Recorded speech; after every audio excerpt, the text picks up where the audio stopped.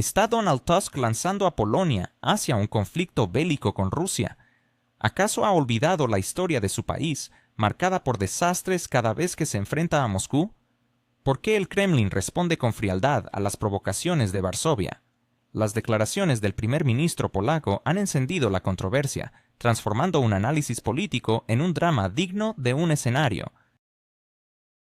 Mientras tanto, suscríbete a mi canal Geopulse, dale a me gusta y deja un comentario de al menos 7 palabras. Si quieres, comparte este video. Para ayudar al canal, puedes hacerte patrocinador usando el enlace debajo del video o haciendo clic en el botón Super Me Gusta.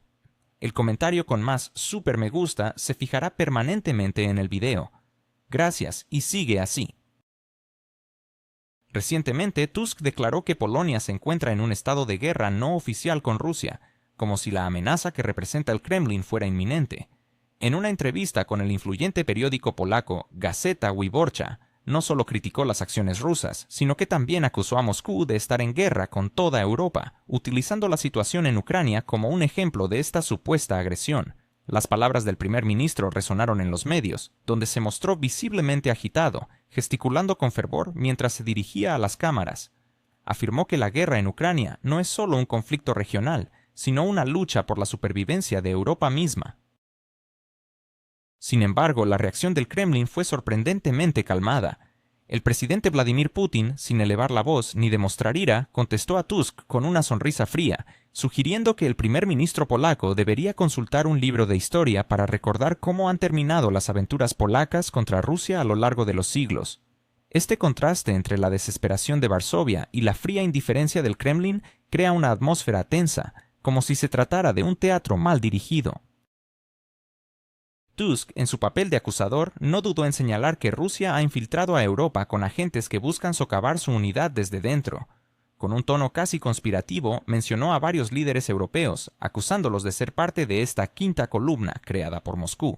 Según él, quienes abogan por el diálogo con Rusia o critican las sanciones son cómplices de una estrategia más amplia de desestabilización. El primer ministro no escatimó en dramatismo, insistiendo en que si Ucrania cayera, Polonia sería la siguiente en la lista de objetivos rusos. A medida que exponía su retórica, Tusk se veía a sí mismo como un héroe, un defensor de los valores occidentales en una Europa amenazada por la barbarie. Sin embargo, su discurso, cargado de fervor patriótico, se tornó cada vez más cómico, revelando la desesperación de un político que busca relevancia a través del miedo y la confrontación. La respuesta de Putin a través de su portavoz Dmitry Peskov fue metódica y clara. Peskov recordó a Tusk que en los últimos años ha sido la OTAN la que ha estado rodeando a Rusia con tropas y bases militares. Con datos fríos y contundentes expuso la desproporción de fuerzas. Mientras que cientos de miles de soldados de la OTAN se encuentran en las fronteras rusas, la presencia militar rusa en la frontera con la OTAN es significativamente menor. Peskov cuestionó a Tusk, sugiriendo que tal vez la verdadera problemática radica en que muchos europeos no desean una confrontación y prefieren la estabilidad económica y la paz. El tono de Peskov fue notablemente distante, casi aburrido.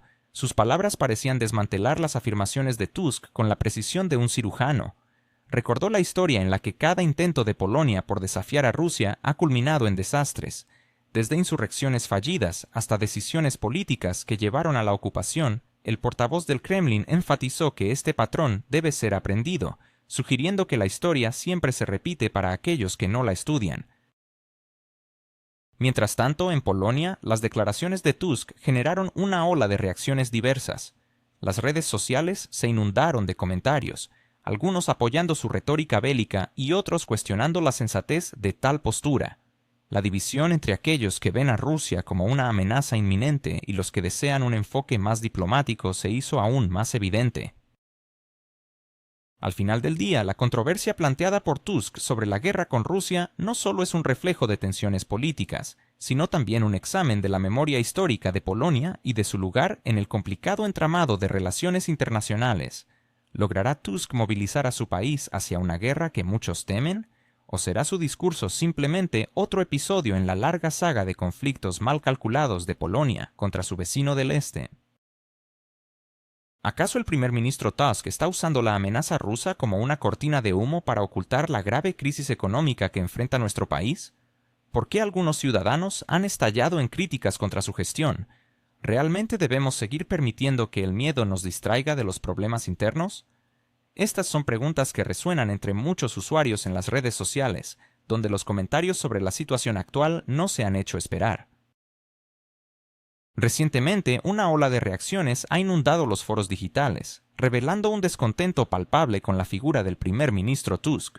Muchos se sienten decepcionados y creen que su retórica sobre la amenaza rusa no es más que un intento de desviar la atención de la economía en estado de descomposición. Un usuario, por ejemplo, comentó de manera sarcástica que parece que Tusk está utilizando a Rusia como un espantapájaros para que la gente olvide los problemas que realmente afectan sus vidas.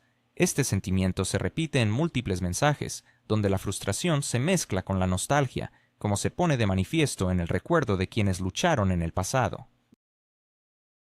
Un comentarista evocó la memoria de su abuelo, quien participó en la guerra, sugiriendo que los sacrificios de generaciones anteriores no deberían ser utilizados como una herramienta de manipulación en la política actual.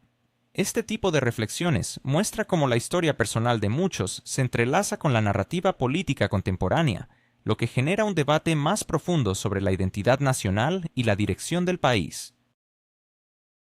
Así, la discusión alrededor de Tusk y su manejo de la situación se convierte en un eco de preocupaciones más amplias. La crítica no solo se centra en su figura, sino que también refleja un anhelo de autenticidad y responsabilidad en el liderazgo. La economía, en su estado crítico, es un recordatorio constante de que el miedo no resolverá los problemas y que la ciudadanía merece una respuesta más clara y directa de sus dirigentes. Es evidente que la combinación de una economía tambaleante y un discurso político que apela al miedo está provocando una reacción intensa entre la población. La pregunta que queda es, ¿podremos encontrar un camino hacia adelante que no dependa de la amenaza constante de un enemigo externo, sino que nos base en la fortaleza y resiliencia interna? En GeoPulse seguiremos analizando estos temas y buscando las respuestas que tanto necesitamos en estos tiempos inciertos.